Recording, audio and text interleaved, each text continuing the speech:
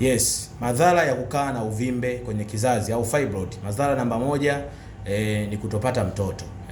Mtu mwenye uvimbe hawezi kubeba ujauzito, lakini madhara mengine ni kuwa unapokuwa na bleed damu nyingi sana. Kwa kuna uwezekano mkubwa sana ukadhoofika kiafya, lakini sababu nyingine ni maumivu makali ya tumbo unakuwa unayapata.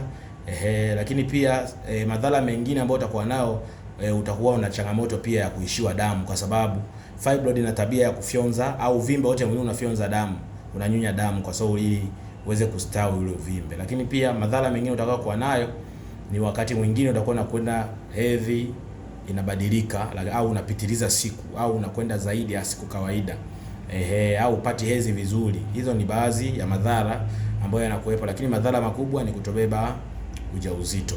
Kwa hiyo ni madhara. Lakini sasa nini ufanye?